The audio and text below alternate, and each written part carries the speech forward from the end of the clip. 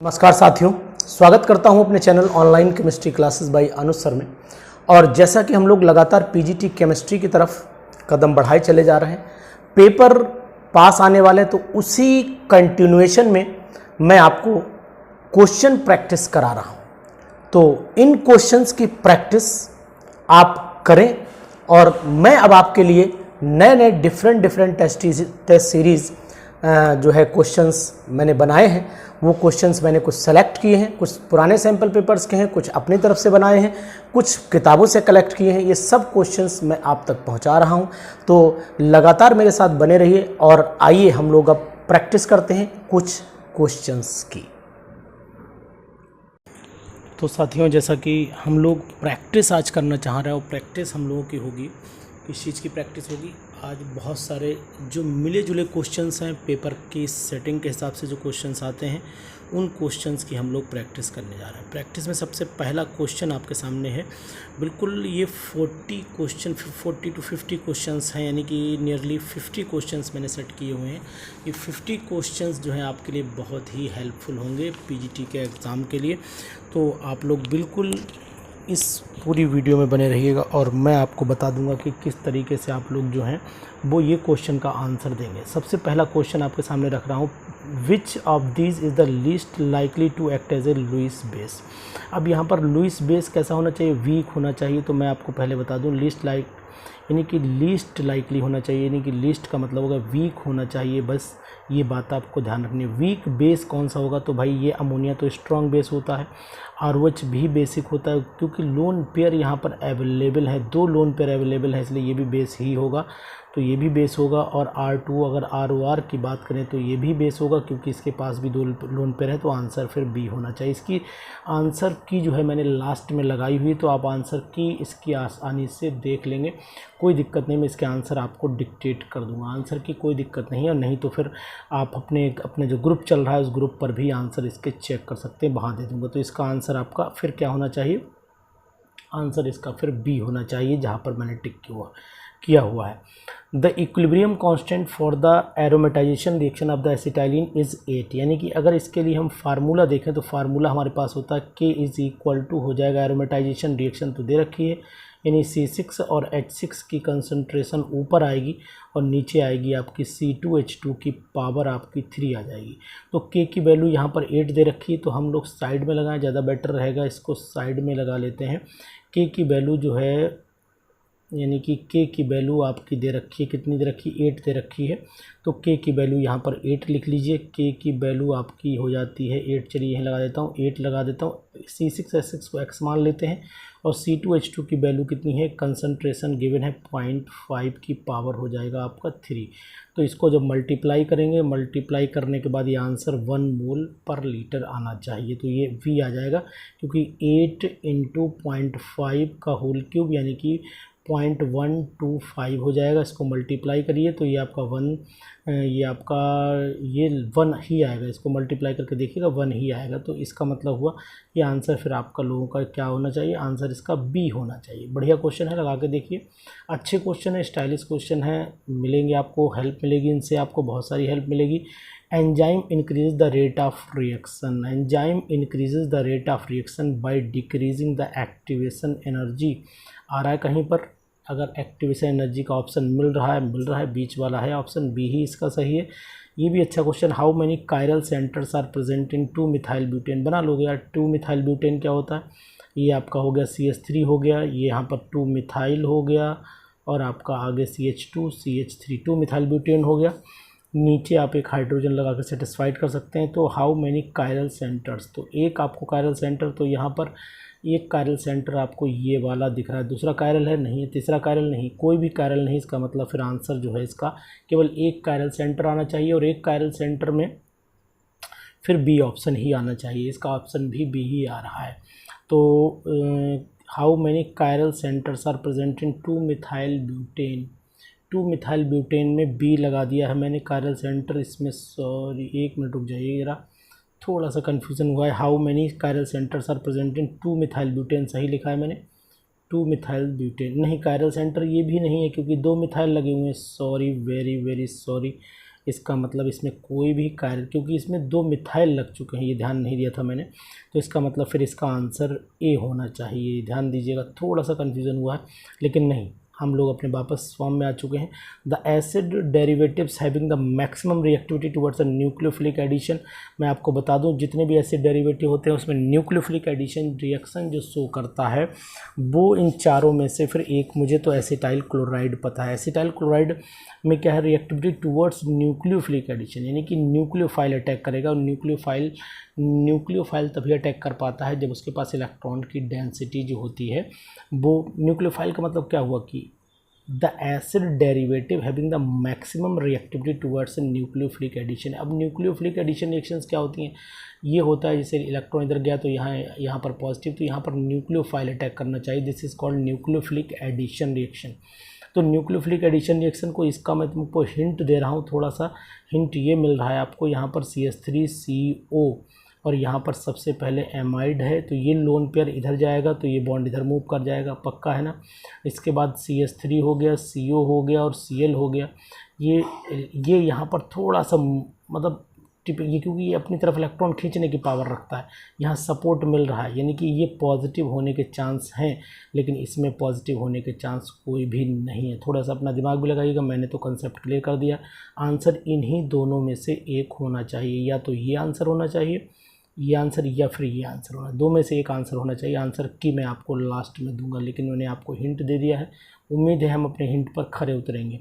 Which one of the following molecule puzzle linear geometry. तो linear geometry तो सभी को पता है, अगर 6 मॉलिक्यूल यानी कि इसमें से बनाए तो ये तो आपका डिस्टॉर्टेड ऑक्टाहेड्रल हो जाता है, ये ऑक्टाहेड्रल हो जाता है, ये आपका इस तरीके का मॉलिक्यूल होगा, ये इस तरीके का मॉलिक्यूल हो जाता है, आपको पता ही होगा।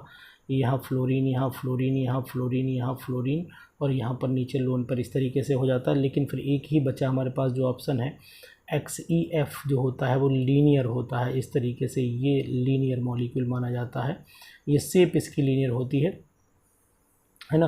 और अगर हम शेप देखेंगे, यानी कि जब भी हम लोग शेप देखते हैं, यहाँ पे लीनियर ज्योमेट्री की बात कर रहा है तो XEF2 ही आना चाहिए। लेकिन एक चीज़ यहाँ पर मैं बता दूँ, क्वेश्चन बनते समय हो सकता है कोई डिस्टर्बेंस रहा हो, लेकिन शेप जब आती है तो लोन पेयर काउंटेड होते हैं। और जब जैसे कि हम लोग सपोज़ कर ले, अगर अमोनिया का है, अमोनिया की ज्योमेट्री की बात करें तो अमोनिया की जब ज्योमेट्री की बात होगी तो ज्योमेट्री इसकी टेट्राहेड्रल आती है। और शेप की जब बात करते हैं तो शेप जो होती है वो उसमें लोन पेयर इन्वॉल्व नहीं होता, तो शेप इसकी अमोनिया की जब पूछी जाती है तो पिरामिडल आती है। तो शेप पिरामिडल है, ज्योमेट्री टेट्राहेड्रल है। क्वेश्चन बनते समय हो सकता है थोड़ी सी मिस्टेक रही हो, इसमें कायदे में लीनियर ज्योमेट्री वर्ड नहीं यूज होना चाहिए, लीनियर शेप वर्ड यूज होना चाहिए। मेरे अकॉर्डिंग यहाँ पर वर्ड शेप आना चाहिए था। जहाँ से मैंने क्वेश्चन उठाया मुझे थोड़ा सा लग रहा है, बाकी कोई दिक्कत नहीं, क्वेश्चन पैटर्न ठीक है। The hybridisation of the each central atom in case of diamond and carborundum respectively. पहले तो आपको ये बता दूं कि डायमंड में क्या होता है, each carbon is sp3 hybridised होता है, ये बात आप ध्यान रखिएगा। डायमंड में each carbon is sp3। Carborundum SiC, silicon carbide को कार्बोरेंडम बोलते हैं, और सिलिकॉन कार्बाइड में भी कार्बन जो होता है चारों तरफ से बाउंडेड होता है, तो ये भी sp3 ही होगा, तो आंसर फिर डी होना चाहिए। तो ये 7 क्वेश्चन यहाँ पर हुए। अब इसके बाद क्वेश्चन देखिए, और भी क्वेश्चन है, बहुत अच्छे हैं। ये देखिए कितना, consider the following reaction sequence, यानी कि अगर ग्रिग्नार्ड पहले Mg रिएक्शन करेगा इससे, जब Mg रिएक्शन करेगा इससे तो बन जाता है RMgX, यानी ग्रिग्नार्ड एजेंट बनेगा। और यहाँ पर मैं आपको एक कंसेप्ट क्लियर कर देता हूँ। कंसेप्ट क्या है कि अगर ग्रिग्नार्ड एजेंट से रिएक्शन, यहाँ पर ध्यान रखिएगा, अगर RMgX रिएक्शन करता है फॉर्मेल्डिहाइड से, किससे करता है, फॉर्मेल्डिहाइड से, तो 1 डिग्री अल्कोहल बनता है। अगर ये रिएक्शन एसिटल्डिहाइड से करता है तो 2 डिग्री अल्कोहल बनता है। यहाँ 1 डिग्री याद रखिएगा, ऊपर 1 डिग्री, यहाँ 2 डिग्री। और अगर एसीटोन से रिएक्शन करता है, ज़्यादा दिमाग नहीं लगाना, याद कर लेना, एसीटोन से रिएक्शन करता है तो फिर आपका 3 डिग्री बनता है। तो इस चीज़ का आप ध्यान रखिएगा कि यहाँ पर किस चीज़ से रिएक्शन होनी है। तो ये क्वेश्चन बहुत ही अच्छा, तो आंसर इसमें फिर एसीटोन होना चाहिए। क्वेश्चन नंबर 8 का आंसर फिर एसीटोन ही आना चाहिए, पक्का है। ये क्वेश्चन बहुत ही अच्छा है, इस क्वेश्चन को मैं पूरा लगाने की कोशिश करूँगा। बहुत ही पैटर्न भी आपको बताऊँगा, इस क्वेश्चन की ट्रिक भी आपको बताऊँगा कैसे ऐसे क्वेश्चन निकाल लिए जाते हैं। Compound X having the molecular formula C8H10 forms 2 isomers Y and Z। Isomer Y when subjected to the oxidation gives the benzoic acid, यानी कि अब हम एक काम कर लेते हैं कि यहाँ पर C8 और H10 ले लिया हमने, इसको X मान लिया, इसके हमने दो पार्ट कर दिए, यानी कि अगर इसका हम दो आइसोमर्स देखें, एक का नाम Y है और एक का नाम इसमें Z हो जाता है। Isomer Y when subjected to oxidation, जब इसका ऑक्सीडेशन करते हैं तो फिर बेंजोइक एसिड बनता है। तो सिंपल सी बात मैं आपको वही बता देता हूँ कि जब भी बेंजोइक एसिड बनेगा तो यहाँ पर या तो एल्काइल, कोई भी एल्काइल ग्रुप रहा होगा, अगर मिथाइल लगाते हैं तो कार्बन 7 होंगे, इथाइल लगाते हैं तो कार्बन 8 हो जाएंगे। इसका मतलब जो Y कंपाउंड रहा होगा उसके ऊपर C2H5 लगा होगा। तो पहला Y वाला ऑप्शन कोई C2H5 पर दिख रहा है हमें, Y वाला ऑप्शन ये C2H5 पर ये ऑप्शन हमें दिख रहा है। तो एक, अब दूसरा भी चेक कर लेते हैं। Z क्या कह रहा है कि Z when subjected to oxidation followed by dehydration give, very good. इसका हम लोग ऑक्सीडेशन पहले क्या करें, सब्जेक्टेड टू ऑक्सीडेशन करें, जब इसका ऑक्सीडेशन करेंगे, है ना, ऑक्सीडेशन करेंगे followed by dehydration to phthalic anhydride. Phthalic anhydride का फार्मूला आपको पता होना चाहिए कि थैलिक एनहाइड्राइड ये होता है। थैलिक एनहाइड्राइड हमेशा थैलिक एसिड के गर्म करने पर आता है, तो इसका मतलब दूसरा थैलिक एसिड रहा होगा ऑक्सीडेशन पे बना प्रोडक्ट। और थैलिक एसिड कब बना होगा, अगर मान लीजिए आपके सामने ये थैलिक एसिड है, ये थैलिक एसिड है, ये थैलिक एसिड मान लीजिए है, तो थोड़ा सा यहाँ लिखने में थोड़ा सा मिस्टेक हो रही है, यहाँ पर मैं लिख देता हूँ थैलिक एसिड, COOH, ये थैलिक एसिड है। तो अब ये बना कैसे होगा, अगर हम लोग यहाँ पर दो मिथाइल लगाएंगे ना पास पास, उनका ऑक्सीडेशन करेंगे तभी थैलिक एसिड बनेगा।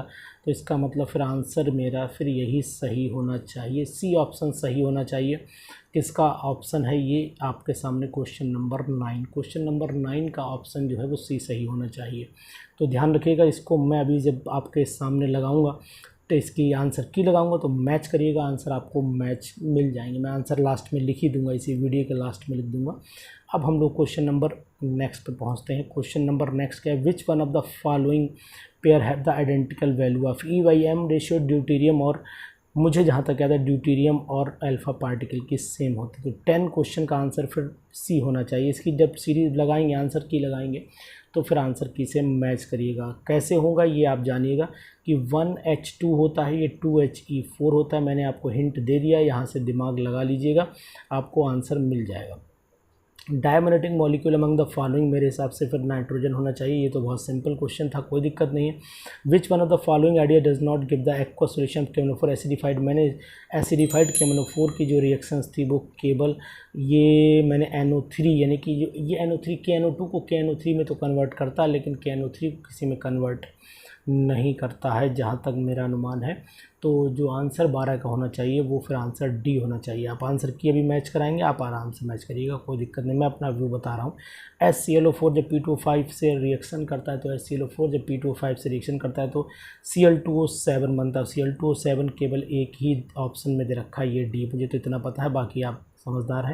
ए एक ऑप्शन हो जाएगा, तो फिर बी के साथ में फिर यही बनना चाहिए, HPO3 ही बनेगा। बैलेंसिंग आप चेक कर लीजिएगा। विच one of the following does not depend upon the concentration of reactant. तो आपको पता है कि जीरो ऑर्डर रिएक्शन जो होती है, फर्स्ट ऑर्डर रिएक्शन की हाफ लाइफ नहीं डिपेंड करती, और जीरो ऑर्डर रिएक्शन की। विच one of the following does not depend upon the concentration of reactant. Concentration of reactant पे कौन सी रिएक्शन डिपेंड नहीं करती है, तो ये आपका फर्स्ट ऑर्डर में हाफ लाइफ पे डिपेंड नहीं करती है, आपको पता है। जीरो ऑर्डर में डिपेंड नहीं करती है, यानी कि ये मेरे हिसाब से जीरो ऑर्डर आंसर इसका आना चाहिए। विच one of the following does not depend upon the concentration of reactant, very good, यानी कि वही जीरो ऑर्डर है। सिंपल आंसर, बहुत सरल है, कोई दिक्कत नहीं, क्योंकि फर्स्ट ऑर्डर में कंसंट्रेशन ऑफ 1 यूनिट पे डिपेंड करती है। If the time for the completion of 75% reaction of the 40 phase, इसमें कुछ नहीं करना है आपको। If the time for the completion of 75% reaction होनी है और 40 मिनट में, then 50% of reaction was completed in, तो 50% कितने में कंप्लीट हो जाएगी, इसको आप अपने आप निकालिएगा। इसका 15 का जो आंसर है वो अपने आप ही चेक करिएगा। आंसर की जब मैं लगाऊंगा तो फिलहाल ये बहुत इजी क्वेश्चन है, केमिकल काइनेटिक्स का क्वेश्चन है। तरीका आपको पता ही है कि the time for the complete 75% complete होता है, तो इसका मतलब इनिशियल कंसंट्रेशन 100 ली जाएगी, और 75% कंप्लीट हो चुकी है तो कितनी बची होगी, 25। यहाँ पर लॉग हो जाएगा, और यहाँ पर K इज़ इक्वल टू होता है, यानी कि K निकालना पड़ेगा, T इज़ इक्वल टू नहीं, K निकालना पड़ेगा, K is equal to 2.2 2.303 upon T की जगह यहाँ पर 40 मिनट, यहाँ से के निकल आएगा, और जब के निकल आएगा तो then the 50% of the reaction was completed in, तो जब के निकल आए तो फिर आप आसानी से इसका वैल्यू जो है निकाल सकते हैं। 50% में टी हाफ दिया हुआ है, टी हाफ दिया है तो के निकल आएगा, है ना भाई। 50% रिएक्शन वॉज कम्प्लीट, 50% का टाइम पूछा है, तो दूसरी क्वेश्चन बना लीजिएगा, है ना, कि इसके लिए k इज़ इक्वल टू के जब यहाँ से निकल आएगा तो 2.303 अपॉन यहाँ टाइम हमें निकालना पड़ेगा, लॉग इनिशियल कंसंट्रेशन 100 मान लेना, फाइनल आपकी 50 मान लेना, तो ये टाइम आपका निकल आएगा, के यहाँ से पुट कर देना, या दो इक्वेशन को इक्वेट भी करके भी निकाल सकते हो, सिंपल है, दोनों तरीके से निकाल लेना, आंसर आ जाएगा, कोई दिक्कत नहीं है। ये क्वेश्चन आपने एनसीईआरटी का ही लग रहा है मुझे, एनसीईआरटी में शायद दिया हुआ ऐसा क्वेश्चन है, सेम क्वेश्चन है, लगाइएगा, अच्छा क्वेश्चन है, प्रैक्टिस आप करिएगा। तो 15 का जो आंसर होगा वो आंसर की में देखेंगे, अभी हम नहीं देखने वाले हैं क्योंकि अभी हम आपको समझाएं कि क्या होता है।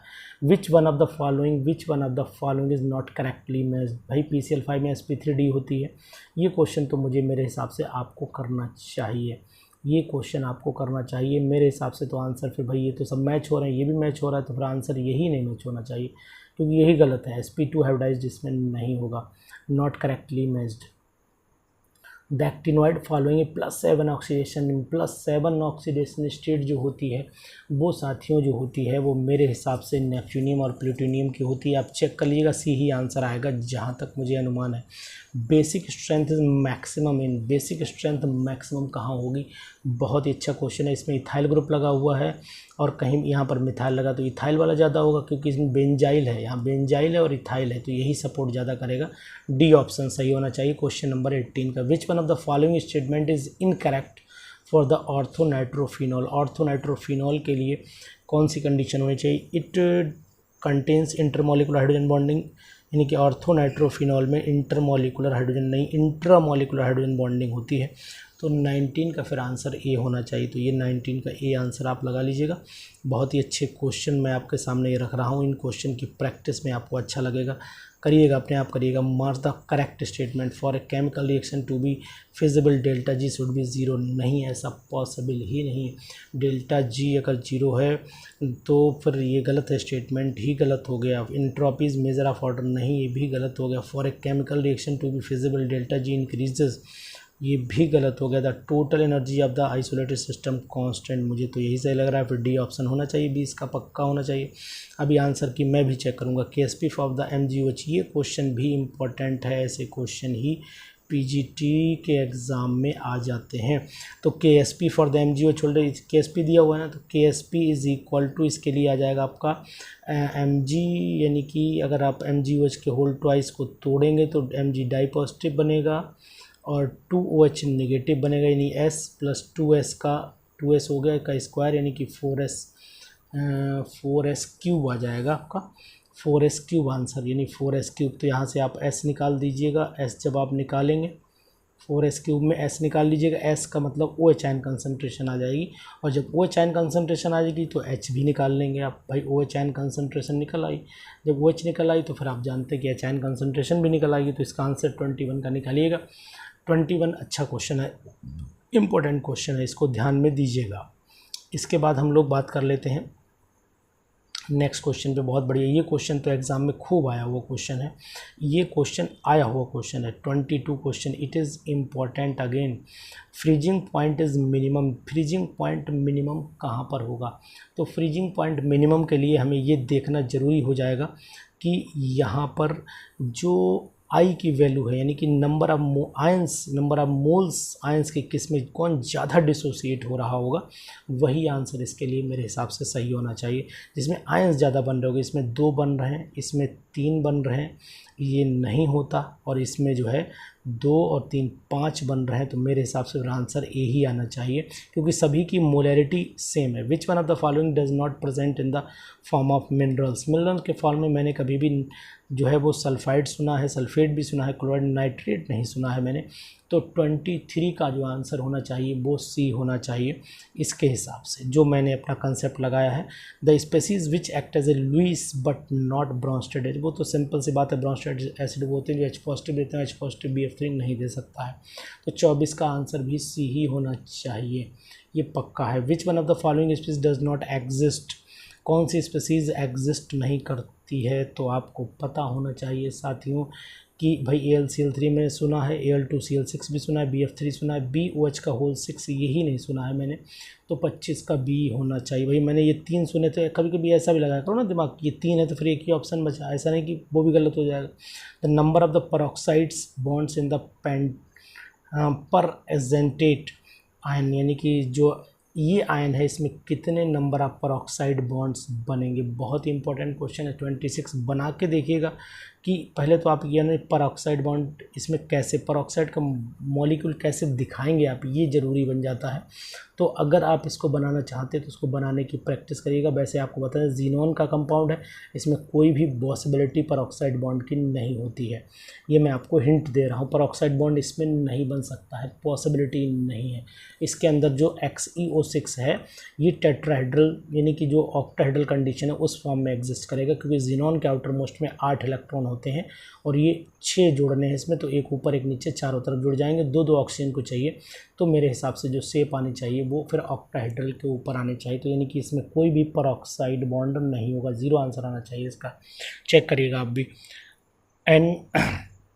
Anodizing can be done by the electrolysis dilute sulfuric acid with aluminum as anode. Result यानी ये क्वेश्चन तो आप भी कर सकते हैं, 27 वाला, 27 का आंसर दा होना चाहिए। यानी कि इस एल्युमिनियम के ऊपर जब एनोडाइजिंग तो इसके ऊपर एक प्रोटेक्टिव लेयर जम जाती है, तो इसमें आंसर देख लीजिए कौन सा प्रोटेक्टिव लेयर का है। मेरे हिसाब से प्रोटेक्टिव लेयर पहले ही दिख रहा है, दूसरा तो है ही नहीं, तो लगाइएगा पहला, देखिएगा आप answer. Cannizzaro reaction is given by, ये आपको बता दूं कैनिजारो रिएक्शन वही कंपाउंड शो करते हैं जिनमें अल्फा हाइड्रोजन नहीं होते, नो अल्फा हाइड्रोजन, यानी कि नो अल्फा तो केवल फिर यानी कि ये भी शो करेगा इसमें एसीटोन एसिटल्डिहाइड नहीं शो करता है क्योंकि इसमें अल्फा हाइड्रोजन है ना, 0 alpha. Cannizzaro reaction is given by, अच्छा गिवन बाय, अल्फा हाइड्रोजन इसमें नहीं होते हैं, तो अल्फा हाइड्रोजन बेंजल्डिहाइड में भी नहीं होते हैं, बाकी तो सभी में है। इसमें भी अल्फ़ा है, 0 अल्फ़ा, यहाँ भी 0 अल्फ़ा, यहाँ भी 0 अल्फ़ा, तो फिर यही ऑप्शन होना चाहिए, बी ऑप्शन 28 का होना चाहिए। लगाइएगा। What is the product of the reaction of, ये आपका हो गया यानी कि ये C2H6 है, इथॉक्सी हो गया है ना, C2H6 नहीं C2H5 होगा, इथॉक्सी हो गया है ना, इथॉक्सी बेंजीन विद HI। बहुत अच्छा क्वेश्चन है, कभी भी बेंजीन का ऑक्सीजन नहीं टूटता है, ये बात ध्यान रखिएगा, ये बात गांठ बांध लीजिए बिल्कुल। बेंजीन के अंदर कभी भी O अगर जुड़ा है, C2H5 है, तो बॉन्ड यहाँ से टूटेगा, यहाँ से नहीं टूट सकता है, तो पहला प्रोडक्ट तो फिर फिनॉल बनना ही चाहिए। तो इसमें पहले प्रोडक्ट में आप फिनॉल बना लीजिए, और फिनॉल केवल मुझे पहली और 4th रिएक्शन में दिखाई दे रहा है, और दूसरे में यानी कि ऑप्शन जो है 29 का A होना चाहिए। यानी कि बहुत अच्छा क्वेश्चन है, बहुत अच्छा, बहुत ट्रिकी क्वेश्चन है, थोड़ा सा मज़ा आया इसमें। The correct decreasing order of priority of the functional group of the organic compound IUPAC, ये तो फिर आपको बताना पड़ेगा कि मुझे जहाँ तक अनुमान है कि जो नया कंसीडरेशन है उसमें SCOOH पहले है और SO3 बाद में। पुरानी किताबों में दूसरा आंसर सही होगा, नई किताबों के अकॉर्डिंग पहला आंसर सही होना चाहिए, ये आंसर सही होना चाहिए। ठीक है, ध्यान रखिएगा, कहीं बी लगा के आप चले आएँ। तो ये आपने 30 क्वेश्चन कर लीजिए। नेक्स्ट पन्ने पे हम लोग पहुंच जाते हैं, question number next. When an acid cell is charge then voltage of the cell increases. 31 में वोल्टेज इंक्रीज करेंगे, भाई वोल्टेज तो ऑटोमेटिकली इनकी resistance of the cell increase नहीं, इलेक्ट्रोलाइसिस डाइल्यूट नो, तो मेरे हिसाब से फिर 31 होना चाहिए, 31 का ए होना चाहिए। Which of the following is only the optical isomerism, ये क्वेश्चन आपको लगाना है कि जिसमें कायरल कार्बन ढूंढ लीजिएगा, कायरल कार्बन जिसमें भी आएंगे वही ऑप्टिकली एक्टिव आ जाएगा। तो 32 का क्वेश्चन फिर आपके ऊपर छोड़ दूँ, चलिए ठीक है। In which compound metal can not be replaced by the zinc metal, zinc से ज़्यादा अगर कोई रिएक्टिव हुआ तो रिप्लेस ही नहीं हो पाएगा, और जिंक से ज़्यादा रिएक्टिव जो मुझे दिखाई दे रहा है वो यहाँ पर केवल एक ही है जो है मैग्नीशियम, तो इसका मतलब फिर आंसर ए ही आना चाहिए। और इसमें नीचे चले जाइए, अगर इसमें क्या करना पड़ेगा आपको कि EMnO4 MnO2 निकालना है, यानी कि इन दोनों रिएक्शन को कंबाइन करना है। कंबाइन करने का मतलब है कि कैसे करेंगे कंबाइन, ये आप इलेक्ट्रोकेमिस्ट्री का दोनों को रिएक्शन को ऐड करिएगा, जो वैल्यू आएगी वो आपकी E right minus E left वाला कंसेप्ट लगा दीजिएगा आप। E right minus E left जब कंसेप्ट लगाएंगे तो ये वाली वैल्यूज़ आपके निकल करके आ जाएंगी, यानी दोनों इक्वेशन को आपको ऐड कर देना है। जैसे ही ऐड करेंगे तो विच one of the following equation is not correct, यानी कि वैन डर वाल इक्वेशन, ये क्वेश्चन तो PGT में ऐसे हो गया है कि बहुत ही बार आ चुका है, ये मान के चलिए, मुझे जहाँ तक अनुमान है 5 टाइम्स तो क्वेश्चन ये मैंने देखा हुआ है पीजीटीज़ के अंदर। तो ये क्वेश्चन को आप बिल्कुल रट ही लीजिए कि 35 क्वेश्चन का आंसर फिर क्या होना चाहिए। 35 क्वेश्चन का आंसर मुझे जहाँ तक याद है कि p+an² / v² equation is not correct. कौन सी करेक्ट नहीं है, यानी कि p+a ये करेक्ट नहीं है, यानी कि 35 का आंसर फिर कौन सा होना चाहिए, दिमाग लगा लीजिए ज़रा।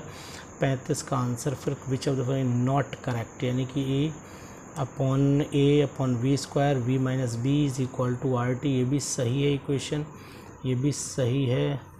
और आपका v - b - v ये NV हो जाता है, ये भी इक्वेशन सही है ना। an² /v², ये भी इक्वेशन सही है। थोड़ा सा p+an² /v - NV, यानी कि यहाँ पर n होना चाहिए मेरे हिसाब से। इसमें n नहीं लिया हुआ है भाई, इसमें दोनों तरफ n नहीं है, इस वाले में दोनों तरफ n नहीं है, सही हो गई। इसमें दोनों तरफ n है तो ये भी सही हो गई। और इसमें इसी को फॉर्म बदल दिया तो फिर आंसर ए ही होना चाहिए, क्योंकि इसमें इधर n है और यहाँ पर n नहीं है, यहाँ n है यहाँ n नहीं है। तो 35 बहुत अच्छा क्वेश्चन, कंफ्यूज किया इस क्वेश्चन थोड़ा सा। विच one of the following reaction is incorrect, ये क्वेश्चन इक्वेशन भी खूब आई है, ये भी पीजीटीज़ एग्ज़ाम में आई ही इक्वेशन है। इस पे इम्पोर्टेंट लगा लीजिए, करिएगा। 36 क्वेश्चन अपने आप करना है आपको। 36 का आंसर मैं भी आंसर की आपको बोलूँगा तो लगा लीजिएगा आंसर की, कोई दिक्कत नहीं। इसी वीडियो में आंसर की मैं बोल दूंगा, आंसर फटाफट बोलूँगा, आप नोट करिएगा। For the following reaction KP = KC, जहाँ पर KP = KC फार्मूला पता है, KP = KC × RT की पावर हो जाता है आपका ΔN। तो ये जहाँ पर ΔN की वैल्यू 0 हो जाएगी वहीं पर वैल्यू 1 हो जाएगी, तो जहाँ पर 1 हो जाए चेक कर लीजिएगा आंसर। 37 का आंसर, 37 का आंसर आप निकाल लेंगे। Nucleophilicity is highest for, nucleophilicity ज़्यादा कहाँ होगी, जहाँ पर इलेक्ट्रॉन की डेंसिटी ज़्यादा हो जाएगी, और इलेक्ट्रॉन की डेंसिटी ज़्यादा हमेशा एल्काइल ग्रुप के साथ रहती है। फिलहाल आंसर आप चेक करेंगे। 38 का आंसर क्या आएगा वो आपको बाद में पता लगेगा। The value of went factor for Hg2, यानी कि इसमें आप आयनाइजेशन कर लेना, आयनाइजेशन यानी कि Hg2NO3 का होल ट्वाइस को ब्रेक कर लीजिएगा, और जैसे ही ब्रेक करेंगे आप तो आपको पता लग जाएगा इसमें आंसर कितना आना चाहिए 39 में। तो मेरे हिसाब से 2 यहाँ होना चाहिए, Hg2 है ना, Hg2 यानी कि 2 NO3 नेगेटिव ही होना चाहिए। और वैसे आपको लग रहा होगा इसका आंसर 4 होगा, लेकिन इसका आंसर 4 नहीं आता है, क्योंकि Hg2 है, Hg2NO3 का होल ट्वाइस, यानी कि जो आयंस बनेंगे वो मेरे हिसाब से फिर कितने बनने चाहिए, मेरे हिसाब से इसमें जो है वो आयन बनने चाहिए 3, क्योंकि ये Hg पॉजिटिव है ना कि ये Hg डाई पॉजिटिव है, ये बात ध्यान रखिएगा। Hg पॉजिटिव है ना कि Hg डाई पॉजिटिव है, तो फिर आंसर इसमें फिर 3 ही आना चाहिए, जहाँ तक मेरा अनुमान है। ध्यान रखिएगा, आप चेक करिएगा इसे। फ़िलहाल 39 को चेक करना, इंपॉर्टेंट क्वेश्चन में इसे मैं डाल रहा हूँ। For an antibiotic effect is antibiotic effective in treatment of the pneumonia, ये तो आपको पता ही होगा। निमोनिया में कौन सी दवाई चलती है, निमोनिया में दवाई जो चलती है वो आपको पता होना चाहिए। पेनिसिलिन चलती है कि पैलेटिन चलती है, टेट्रासाइकिल चाहिए, फिर केमिस्ट्री ने एवरीडे लाइफ में चले जाएगा, वहाँ से मिल जाएगा आपको। The coordination number and the oxidation state of central metal ion निकालिएगा, बहुत इजी निकलेगी, इसमें कोई दिक्कत नहीं आएगी। फार्मूला सेम आपको पता है, x मान लीजिएगा, f की -1 मान लीजिएगा वैल्यू, आप आसानी से the coordination number and oxidation state, coordination number निकालना पड़ेगा। तो कोऑर्डिनेशन नंबर तो सब जगह 996 दे रखा है, तो 41 का जो आंसर होना चाहिए, तो एक तो कोऑर्डिनेशन नंबर साफ ही दिख रहा है कि 9 होना चाहिए, ऑक्सीडेशन स्टेट आपको निकालनी पड़ेगी, 9 में से 6 यानी 3, यही आंसर आ जाएगा सिंपल। 41 का आंसर हो गया। 42 में के which one of the following give the positive iodoform test, मैं आपको बता देता हूँ कि आयोडोफॉर्म टेस्ट कौन से कंपाउंड शो करते हैं। तो आप जान लीजिए, आयोडोफॉर्म कंपाउंड केवल वही शो करेंगे जिनमें इस टाइप का या तो ये ग्रुप होना चाहिए या फिर आपके सामने ये वाला ग्रुप होना चाहिए, यही कंपाउंड आयोडोफॉर्म टेस्ट शो करते हैं। तो आप दिमाग लगा लीजिए कौन सा कंपाउंड आयोडोफॉर्म टेस्ट शो करेगा। इन द फॉलोइंग रिएक्शन, अगर आपको इसको X लगाना है, यहाँ CN बना, तो वाटर रिलीज़ कर दीजिए। वाटर तभी रिलीज़ होता है जब इसको हीट करना पड़ेगा आपको, यानी जब हीट करेंगे तो फिर हीट के लिए फिर एक ही होता है, P2O5 के प्रेजेंस में से हीट कर दीजिए। आंसर इसका B फिर आना चाहिए। Which of this is not a macromolecule, macromolecule कौन सा नहीं है, तो भाई सॉल्ट जो है, मुझे तो नहीं लगता मैक्रोमोलिक्यूल होगा, तो आप लगाइएगा अनुमान। वैसे तो मैक्रोमोलिक्यूल में साल्ट ही आंसर आना चाहिए। In which of these metal is not present, किसमें मेटल नहीं होता, तो मेरे हिसाब से तो हीमोग्लोबिन में होता है, क्लोरोफिल में भी होता है, विटामिन B12 में कोबाल्ट होता है, तो फिर विटामिन सी आंसर 45 का होना चाहिए, हिसाब से लगाइएगा। 45 का आंसर जो है वो विटामिन सी होना चाहिए। मेजो डाइब्रोमोब्यूटेन और डिहेलोजिनेशन गिव्स, ये क्वेश्चन ने डाइब्रोमोब्यूटेन का आप डिहेलोजिनेशन करिएगा। 46 वाले का खुद कोशिश करिएगा, सिंपल क्वेश्चन है, लेवल डाउन है इस क्वेश्चन का, तो कोशिश आपको आंसर की अब मैं लगा रहा हूँ, अब आंसर की के साथ आपके सामने हूँ मैं, ये आंसर की आपको फोकस कर रही है। ये क्वेश्चन 4 जो है 47, क्वेश्चन नंबर 47, 48, 49 और 50 आपको अपने आप लगाने हैं। ये आंसर की है, इस आंसर की से आंसर आप मैच करिएगा। कोई क्वेश्चन अगर धोखे से भी इधर से उधर होगा तो आपको पता लग जाए, कोई कन्फ्यूज़न होगा तो वो भी आपके सामने आ जाएगा। तो आंसर की आपके सामने लगा दी है मैंने, ये आंसर की से आप आंसर को नोट करके ध्यान से पढ़ लीजिएगा। तो साथियों, मैं आपको जितने भी क्वेश्चन से दे रहा हूँ, ये क्वेश्चन बहुत ही इंपॉर्टेंट, इन क्वेश्चन को करने की प्रैक्टिस करिए, आपको अपनी प्रैक्टिस मजबूत होगी। और आप इस वीडियो को दोस्तों में मैक्सिमम शेयर कर दीजिएगा, और अगर मेरे चैनल पर नए हैं तो प्लीज़ इसको सब्सक्राइब ज़रूर कर दीजिएगा, जिससे कि PGT एग्जामिनेशन 2021 जो होने जा रहा है इसमें आपको सफलता मिल सके। Thank you, have a nice day, bye bye, see you.